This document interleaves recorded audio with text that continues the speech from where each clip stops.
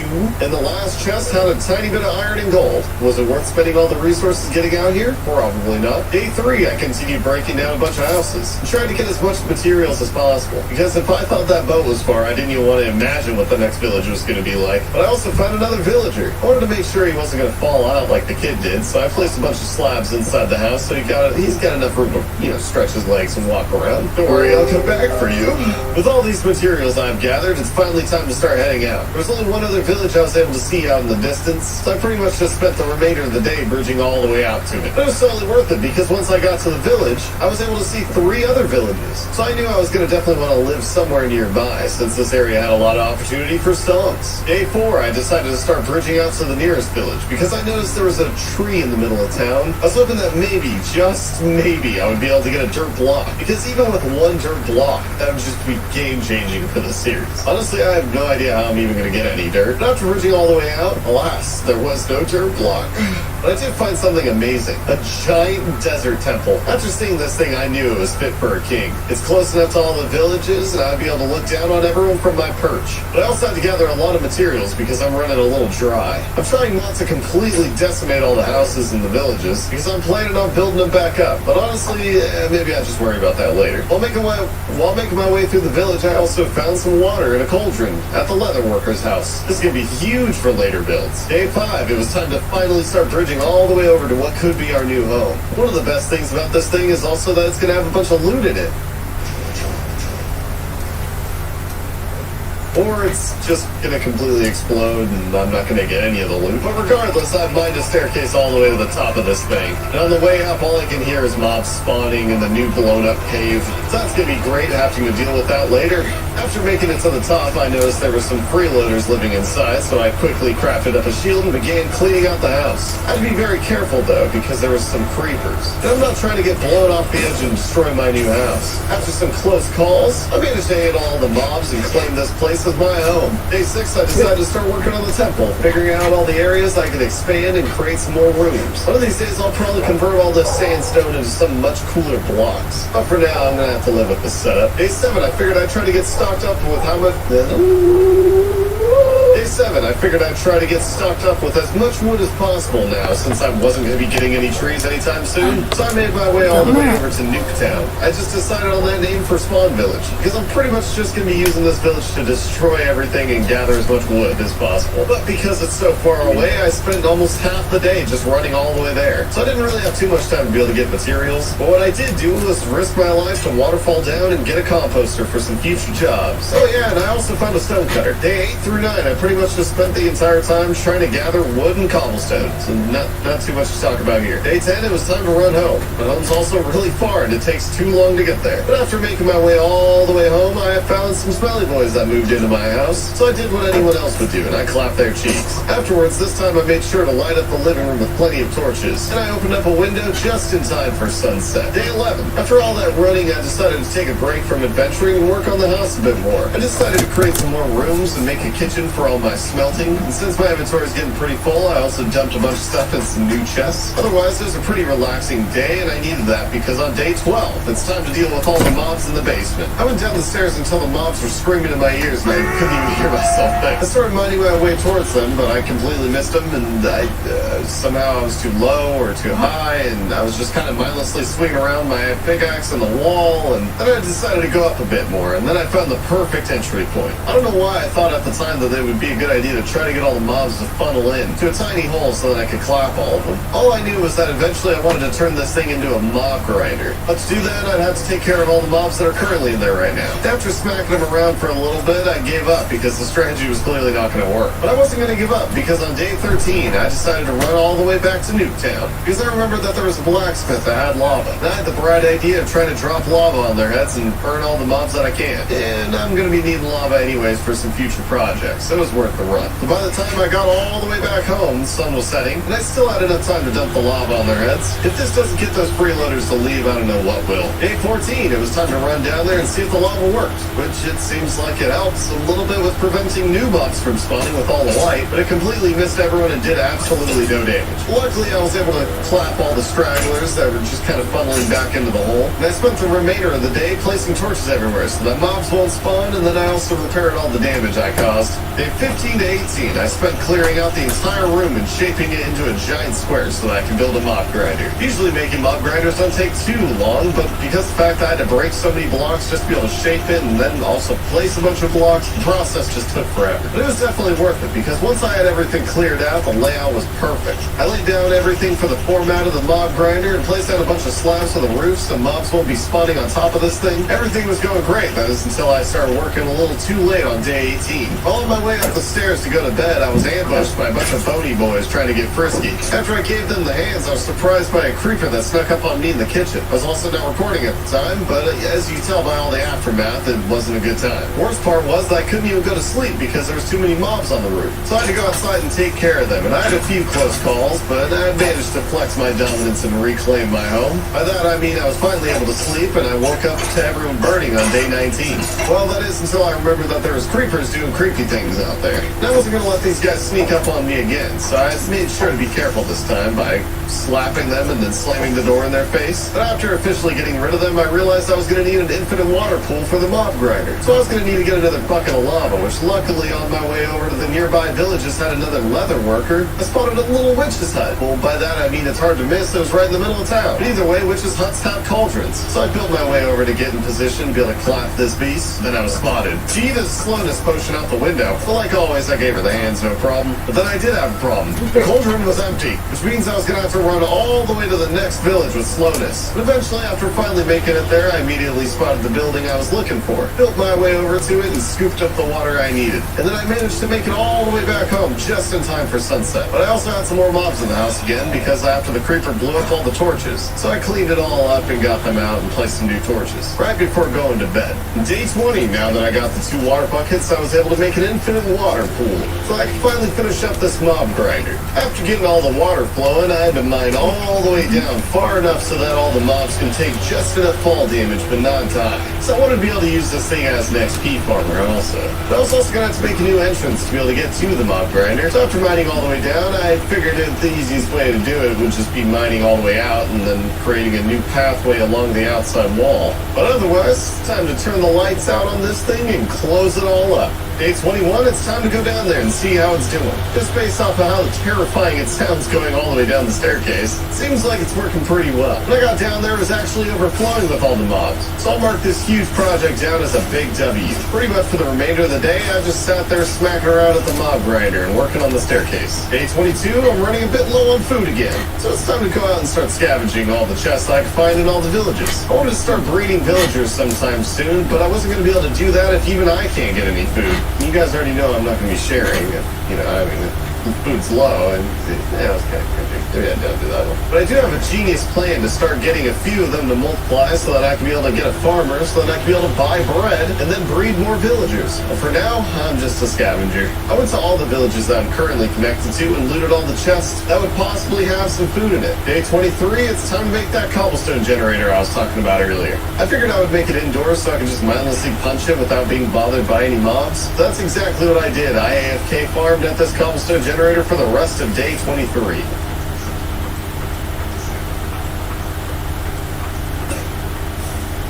Day 24. Now that we have plenty of cobblestone, I wanted to try to create a large platform in the home village so that I can start breeding all those villagers. And then they can just be free range and roam around. But filling this giant village it's going to take some serious time and a lot of cobblestone. So after expanding a little bit, it was time to clean the place up. Started off by getting rid of that nasty witch's hut. And unfortunately, since the void is only 1 block below the houses, we're going to have to do some remodeling on all these villager homes and try to bring them all up 1 block, since I can't really get underneath them to make a platform. Day 25, luckily I have 1 villager that survived in this town, but it takes 2 to tango. So I was hoping to find another one trapped inside of one of the houses nearby, but unfortunately that wasn't the case.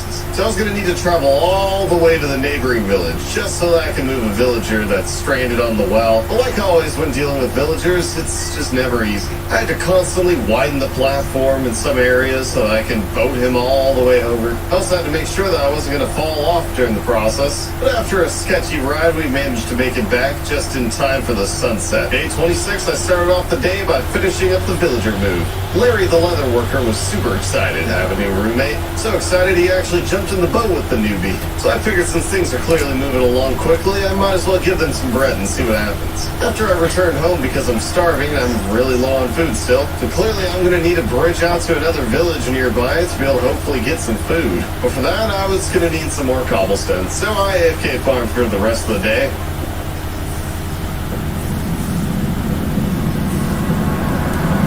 Day 27, adventure time.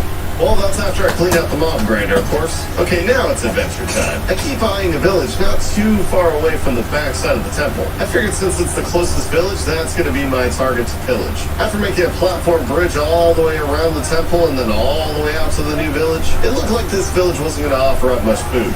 Luckily, after arriving, I was able to see another village not too far away. So after getting all the food in this lame village, it was time to move on to the next. While approaching this new village, I knew it was going to be a good one. They had like 3 houses that I knew would have chests in them. And they even had a smoker, so I could be able to cook up all the food that I don't have. But shortly after arriving, it was sunset, and so it was time to take a nap. But on day 28, I finished pillaging the town for all that it's worth, and I managed to get a lot of bread and potatoes, and even some more emeralds, before heading all the way home. Today was definitely a good day for pillaging. After arriving back at home, I went straight to feeding my villagers. Turns out they already had a baby. So Operation Repopulate This World is off to a great start. And since we're gonna have some kids run around, I figured I'd try to baby-proof this village a little bit. I don't want any of them going missing on me. And at the end of the day, on my way home, I heard a chicken jockey in the mob grinder. That got me super excited. I was able to finally have some chickens. So after taking the baby zombie off my little chicken, I was worried that he might despawn. So I ran all the way up to the top of the temple to get some wood for a boat. And then when I got back, the chicken was gone. I don't know why everyone says that passive mobs don't despawn when they clearly do. Day 29, I spent the entire day just punching cobblestone and sulking in my sadness. Day 30, I gathered a bunch of food and some beds so I could start finally expanding my village.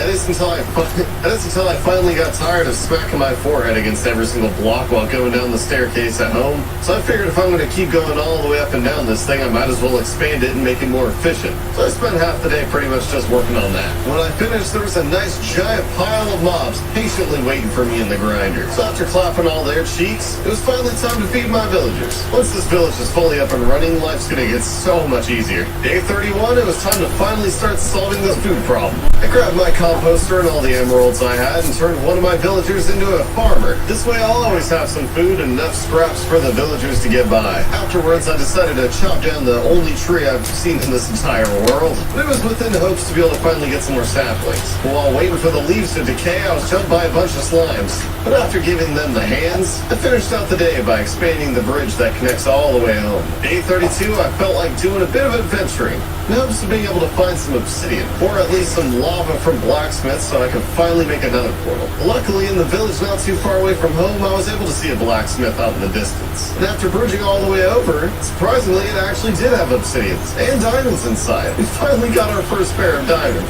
Afterwards, I of course pillaged this village for anything of value, which basically just ended up being a smithing table, so nothing too special. Day 33, we're back at home, and it's finally time to make that nether portal. I decided to carve out a room in the bottom of the pyramid palace so I could be able to decorate it and make it look a little swanky later on. And after grabbing some lava to light this nether portal, I almost got jumped by a creeper. But your boy isn't ready to die yet, so of course I gave him the hands. Now the next hurdle I'm going to have to get over is to be able to light this portal actually without flint and steel. So I'm going to have to do this the old-fashioned way with putting a couple logs and alright. Well, it's lit already, I guess. I spent the next 2 days in the nether in hopes of being able to find a fortress. But immediately after going through the portal, I did find a bastion. And since I have little to no gear at the moment and those piglin brutes hit like a truck, I think I'll pass for now. Luckily, on day 35, I did manage to finally find a fortress. I didn't want to spend too much time in here, but what I did know is that I wanted to loot all the chests, because we managed to get some of those sweet, beautiful diamonds. And also, while roaming the halls in the nether fortress trying to find chests, I slayed a wither skelly and got a wither skull on my first try. I'll take it. And after looting the fortress, it was finally time to leave, but not without getting some blaze rods. I'm not gonna lie, it was a little rough. We had some some close calls, but we managed, and I got some blaze rods and we left. Day 36, we're back at home. I'm getting pretty tired of the staircase going all the way up and down at the base, so I decided to make a water elevator. But at the time, I didn't realize that there's no way for me to get help, so yeah. Anyways, I began expanding a giant platform at the bottom of the base so I could create kind of like a workstation area. Now I'm trying to make it sound like there's more of a purpose, but in reality I just wanted the elevator to look cool. I also realized since I have a small brain, I actually plugged up my infinite water source while building the mob grinder. So I couldn't even finish making the water elevator until I grabbed some more water from a village nearby. But after the long run, the deed was done. Day 37, yeah. That's when I realized that I wasn't going to be able to get help for the elevator. So like any normal person, I took out my frustration on the mob grinder. Man, I really need to make hoppers for this thing. And so that's actually what my next big goal is. To be able to make an iron farm. So I could finally have a consistent flow of iron coming in. So I made my way over to the home village and I created a Fletcher with some of the flint that I got in the nether. And so I sold him some sticks so that I could buy some more bread and breed more villagers. But then I got a little bit impatient and decided to take one anyways. But like always, when dealing with villagers, it just takes forever. I had to boat him all the way home. And I had to do it while racing the sun too, because that thing was setting.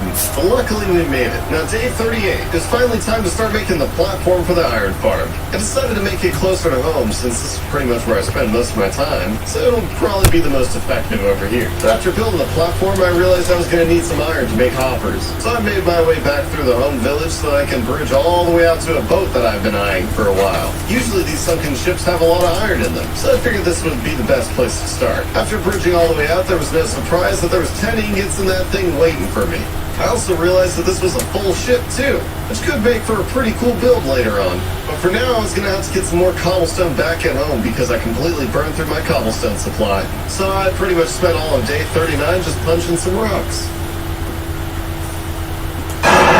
Day 40, after going back to the boat, I realized that there was another village nearby that actually had 2 blacksmiths in it. So I quickly bridged over. This is going to be huge because this might actually be the last bit of the iron that I'm going to need for the farm. Which unfortunately, the first blacksmith only had 1 iron. But it did have a diamond, so that's pretty nice. And the second blacksmith did have a couple more ingots in it, so he should be in the clear to start building this iron farm. And so that's exactly what I did on day 41. I spent the next 2 days building this farm.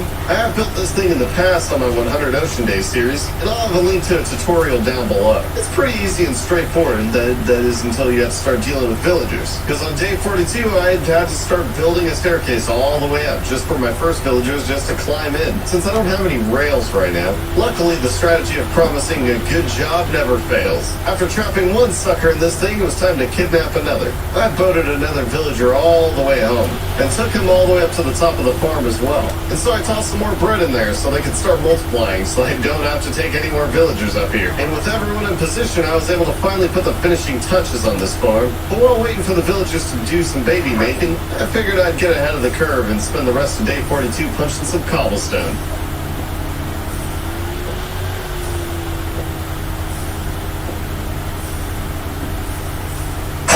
Day 44, I started off by cleaning out the mob grinder. We're already at level 50, and I haven't even made an enchantment table. Man, it's been a relaxing series. Afterwards, I checked out my villagers just to see if they spawned the last villager baby that I would need for this farm. But while doing it, I got distracted by something and accidentally AFK'd at the top of the farmer. Luckily, I made it back just in time for sunset because that could have ended terribly. Day 45, I started off by heading into town to sell some sticks so I could get some more bread because I think my villagers are just running out of the baby making juice. So after giving them some bread, I was confident that they'd get the job done. So I closed the hatch on them and cleaned up the farm a little bit and decided to smack the mob grinder while patiently waiting. It wasn't too long until we got our first iron golem that spawned. Finally, we finally got an endless supply of iron coming in. On day 46, I decided it was finally time to make a forest. And you might be wondering, well, how are you going to do that? Well, I'm going to go into the nether, of course. But that's when I got jumped by a bunch of creepers. Those things were just everywhere. I don't know where the heck they were coming from. I almost got knocked in the lava. But thankfully, after surviving that surprise attack, the next thing on the list was I was going to have to find a warp forest. Which luckily I was able to spot one not too far away from the portal. And on the way over there, I noticed there was actually a fortress that's even closer than the other one that I found. But I was going to need a warp forest because Endermen pick up that nasty nether grass looking stuff. So that I don't even need silk touch. I just need him to pick it up so that I could clap his cheeks. I was really hoping to find an Enderman that was holding some of that blue grass because I think it looks way better than crimson. But the first Enderman did me dirty. And he gave me the one thing I said I didn't want. want. So I wanted to wait for another Enderman to pick up another grass block, but I got pretty impatient. Decided to go try to loot the fortress nearby. But after getting to the fortress, I realized that I've been inhaling all my food. So I basically have nothing left. So I kind of just chickened out and started heading back home. And of course, while passing through the Warped Forest again, there wasn't a single Enderman holding some of that good blue stuff. Day 47, we're back at home, and it's time to build a platform for our new forest. But I kind of had a small brain moment when building the giant circle, and I accidentally placed down the only grass block I have. But then I had a big brain moment, and I realized that all I gotta do is place another netherrack block next to it and bone meal it. And then boom, problem solved. Big W's in the comments section, boys. I was also able to luckily finish out the entire day by growing a bunch of trees. With all this talking, I'm getting a little thirsty to drink some game stuff. Day 48. I decided to head all the way into town to turn one of my villagers into a brew boy so I can finally start selling all that rotten flesh I've been getting from the mob grinder. Problem is that I forgot all the rotten flesh at home. So after running all the way back home and grabbing it and then coming all the way back, I managed to make some decent stonks. So I could be able to finally buy some more bread and have a decent meal. Day 49, I decided that since I'm already level 56 and I haven't done a single enchant, I should probably explore some villages that I've already bridged to and try to find a lectern house so I could steal some of that knowledge. But after running around for an entire day, the only thing that I saw that was decent was a raid tower that could be pretty fun later on. Day 50, I started off the day by crafting a full suit of iron armor. It's taken forever just to get to this point, to be able to finally make an actual suit of iron armor. It feels so good. It's just the little things. Afterwards, I decided the easiest way for me to get bookshelves is for me to just find the stronghold. But to do that, I was going to need to get an ender pearl, so that I could be able to craft my first ender eye. Luckily, I got an ender pearl for my first enderman in the nether, but every enderman I clapped afterwards just wouldn't give me one. Yeah, it doesn't really matter because we're in a void world and I only really need one anyways. Day 51, I made my way over to the village since that's kind of just the biggest surface area, and I'm going to make sure that I don't lose the only eye I got. Wait, did it just break? Alright, well, alright. That's okay, I guess, because now I know the direction. I traveled as far as I could before I had to start bridging out. I was able to see a couple villages and what I'm assuming is going to be another giant desert temple. Temple. So I began bridging, and then I slept. And then on day 52, I continued bridging. I bridged so hard that I had to run all the way home just to get more cobblestone. I went through my entire cobblestone supply. So on day 53, I was back at the cobblestone generator. I was going to make sure that I had enough materials to finish out this bridge, so I AFK farmed for pretty much the entire day. Day 54, it's time to get back to Bridge Simulator. But while taking a quick break from my binky to recover, I actually saw the stronghold on the other side of the village. So the break time was over. I quickly made my way into the village and rushed through it to the other side, just in time for sunset. Day 55, I bridged all the way out to the stronghold and went straight to the library. Honestly, the void worlds are it's just so emotionally draining. Things look like they're so close, but then they're not, and then you start bridging, and then it takes forever. Anyways, finally after arriving at the stronghold, I quickly rushed to the library and started stealing all the knowledge I could. And after getting all the books that I was going to need, I figured I might as well make a platform that goes straight into the portal room, so that I can also destroy the silverfish spawner so I got a safe path to get in there later. And on my way out of the stronghold, I remembered that there's chests inside the library. Usually these have pretty dookie loot in them, but this time I actually got a Fortune 2 book and a protection book. And on day 56, it's time to begin the insanely long run home. All the way home. I seriously can't believe I actually made all these bridges. When I finally got home, I finished out the day by looting the iron farm, and then making our enchantment table. I wanted to try to make it look pretty swanky, like a little corner shape, but that's just not really how it works. You need a certain amount of bookshelf. It didn't work out. So then I used all my wood just to be able to even make the enchantment table. And then the first thing that I enchanted was, of course, a diamond pickaxe. And to my surprise, I actually already got looting on it. Day 57. And since I used all my wood on those bookshelves, I pretty much just spent the entire day working on the tree farm. I got a pretty good workflow going, where the tree will only grow to the height that I can reach. So it kind of just worked out perfectly. Then after a little while, it started turning into a giant weird rectangle thing. I'll deal with that some other time. Day 58, I started out the day by making an anvil and using the enchantment books I got from the stronghold. And I'm sure a lot of people are going to get triggered that I'm enchanting iron armor, but come on, I'm in a void world. By the time I get enough diamonds just to be able to make a full suit of armor, I'll probably be like level 500 or something. Yeah, enough with the rant. Buckle up, because you're about to see one of the smallest brain moments of this entire series. I made my way over to the village with a lot of sticks in hopes of being able to make a lot of emeralds. emeralds, so that I could level up my farmer, so that then I could be able to buy apples off of him. But little did I know the pumpkin pies he's selling me is actually what replaces the apples that he would be selling. So basically I wasted the entire day just trying to level him up, because on day 59 I realized I already had a ton of apples in my food chest at home. Yeah, like I said, it was a small brain moment. But I mainly just wanted a few golden apples before going into the nether, because I was going to try to loot all the gold from a bastion, so I could be able to do some piglin trades and get some pearls. That is, if I could actually survive getting jumped while going through the portal every single time. I definitely need to add some more light in the portal room or something. It's just, yeah, that's not working. Oh, but also before going to the bastion, I realized I wasn't wearing any of that bling bling, so I had to quickly grab some gold and make a helmet. Now luckily I know where all the gold is inside this bastion. The only thing I need to worry about is lava and piglin birds. But honestly, it wasn't too much of an issue, and I kind of just took all the gold and went outside and started doing some trades. And it wasn't even too long after that before I got all the pearls that I was going to need for the end portal. Day 60 after returning from my nether adventures, I realized that I didn't have all the blaze rods I thought I had. So back in the nether we go. I ran all the way over to the fortress, ran up and down every single hallway, looting all the chests, trying to find blaze spawners, and it just took forever. But I finally managed to find one. I was definitely convinced that this fortress only had one spawner, but it didn't matter. After clapping all the blazy cheeks, it was time to head back home. Day 61, I began the journey all the way over to the stronghold. Jesus, this run takes forever. But today's the day I was going to clap the Ender Dragon.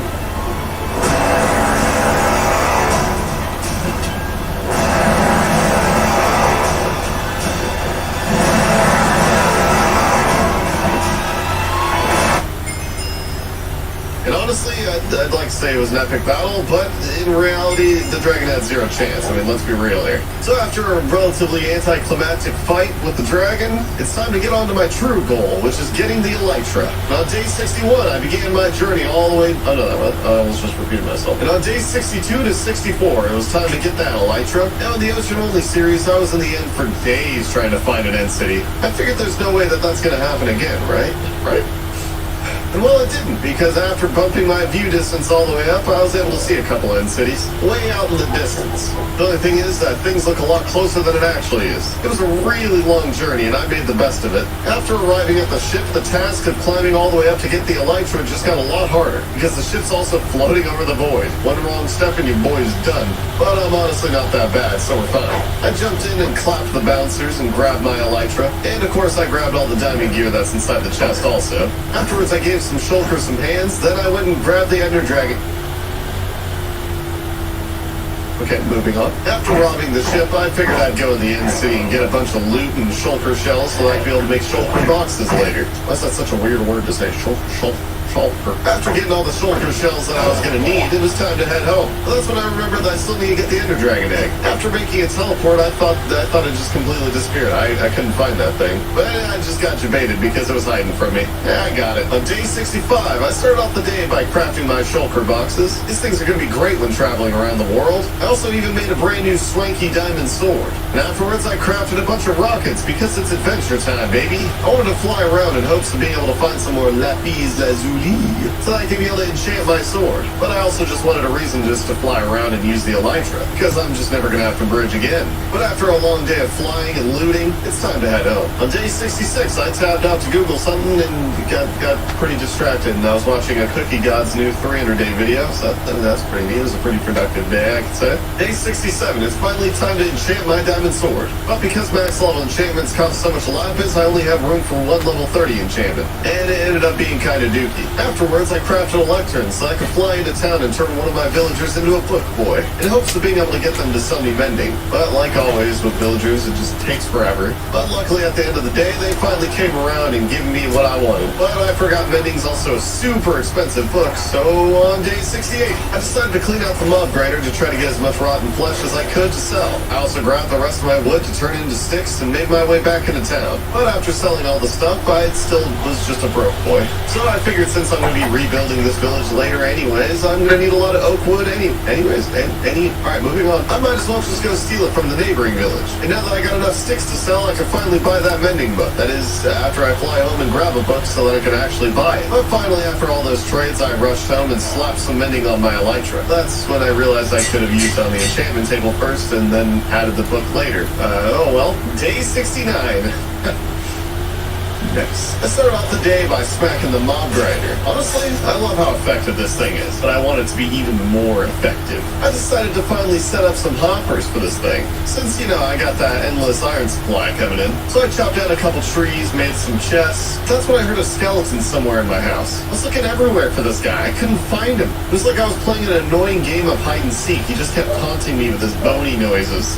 Eventually, I found him hiding behind the bookshelves, and ain't nobody squatting in my house. Now that that's taken care of, I also made like a little room over here that, I'll be able to use for brewing and stuff like that. Afterwards, I went downstairs to set up my hoppers and chests so that I could start clapping all these mobs without having to clean up after myself. It is until on day 70, when I ironically started cleaning up after myself. I put hardly any effort into sorting my chests and organizing, so I decided it's about time I make some chests and clean everything up. Day 71 to 72, I decided it was time for some exploration. So I spent the next 2 days just flying around, stopping at jungle temples, villages, and desert temples. My goal was to hopefully find enough diamonds so I could finally have a full suit of diamond armor. And to no surprise, the desert temples are just the most superior, because that's where I found most of my diamonds. Definitely not biased because I live in one. But after all that looting, I got home at the end of day 72 and crafted up my new beautiful suit of diamond armor that I also enchanted, and honestly I got terrible enchants. But hey, I'll take it. Day 73, I wanted to go TNT mining in the nether. With all that TNT I got from those desert temples. Then I had the realization that I was leaving behind tons of sand at those temples, which I actually needed so that I could be able to then craft more TNT. So I healed up the elytra at the mob grinder and flew to a bunch of temples. Again, but this time I wasn't going to stop anywhere else but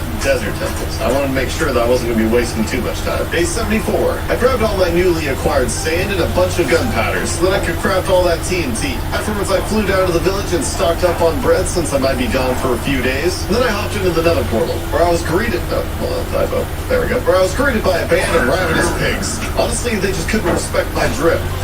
Seriously, I can't believe I actually forgot to come here without gold. But the worst part is that my shield broke. These guys put up a good fight, but luckily I managed to survive and clapped all of them. But I did return back to the overworld with a mildly bruised ego. But day 75 through 77 I was back in the nether, and I wasn't going to leave until I had enough ancient debris so that I could be able to make a full suit of armor just completely out of netherite. But to be able to do that, I was going to need 16 ancient debris, which is a decent bit. I've always said that I preferred using TNT for ancient debris mining because you'd be able to just mine a long tunnel and then you just light some TNT and it does all the work for you. The first tunnel I managed to actually get 6 ancient debris out of it. And then in the second tunnel I only got 3, so that was kind of depressing. But on the third tunnel, where I used all the last of my TNT, I got 5, which meant I need 2 more. I just feel kind of like Dora the Explorer. Can you see the ancient debris? Like I said, I wasn't going to leave until I got all the ancient debris I needed. And since I only needed 2 more, I figured I'd just mindlessly swing my pickaxe until... What? Okay, well, that was fast. I got the last 2 I needed. Well, alright then, it's time to head home. On day 78, I smelted down all the ancient debris and made my netherite ingots. Then I crafted up a smithing table and started... Hold up. Then I crafted up a smithing table and turned all my armor into netherite. Dang, I look so good. Afterwards, I flew down to the village because I was going to need another mending book for the next massive project I'm working on. So I brought some gold with me, sold it to my brew boy so I could be able to get money to buy the book, then flew back home and put that mending book on my pickaxe. Because for the next 4 days, I was going to try to AFK farm at the cobblestone generator and occasionally run down to heal my pickaxe. That's until I came back to my computer to find myself mindlessly just standing there. My cat Mochi must have hit my mouse or something. So 4 days of mining actually turned into 3, but I still managed to get a lot of cobblestone. In day 83 to 100, to send off this series like every other 100 days, I wanted to build something epic. So I spent the last 17 days just completely rebuilding the entire home village, so that all my villagers can freely run around and hopefully spawn enough iron golems because slimes are getting really annoying. Honestly, there were some other things I wanted to get done before the end of this 100 days, but all the slimes made rebuilding this village just so impossible. For the first handful of days, I was focusing on trying to expand the entire platform to each of the houses that I didn't destroy early on. For all the houses that did get destroyed, though, I pretty much just recycled all of those materials later on to build Paul GG custom villager homes. But honestly, building this giant platform was the most tedious and difficult thing I've done in a while. These slimes were just so relentless. I was working in constant fear that they would just sneak up behind me and eventually just yeet me off the edge and into the void. But eventually, after finishing that giant platform, I started working on all the houses. That were still usable, that is. I basically just had to raise them all up one block. So they still look like villager homes, just a little bit shorter. But after doing this, it really started looking like a village again. But then after adjusting all the homes, I had to fly to a nearby village to tear down all the homes, so I can gather materials to make homes in the village that matters. After decimating the nearby village, I began constructing those Paul G custom homes. If you're interested in moving in, no, honestly, this project was a ton of work. But I do think it's going to help my sanity while surviving in this world. And on that note, guys, if you enjoyed this video, make sure you drop a like on it. Leave a comment down below if you'd like to see another 100 days. And as always, guys, I'll see you in the next one. If you guys are going to be clicking off this video, you better be clicking on that GamerSupps link down below. Because like I said, guys, it's keto-friendly for those low-carb, ketogenic diets. It's got 0 calories for healthier consumptions. It's got nootropics to sharpen your focus and increase your reaction time. 0 sugar for healthier intake and avoid crashing so you don't get those sluggish feeling like you do when you drink like soda and stuff like that. It's got organic caffeine to maximize energy and endurance. There's also no fillers, so it's none of that nasty crap. This stuff's actually got nutritional value. Like, for example, it's made up of 6 of the most crucial minerals and vitamins that your body needs. Not to mention that literally one tub of this is 35 cents per serving, and this is 100 servings in this thing. 100 servings in a tub.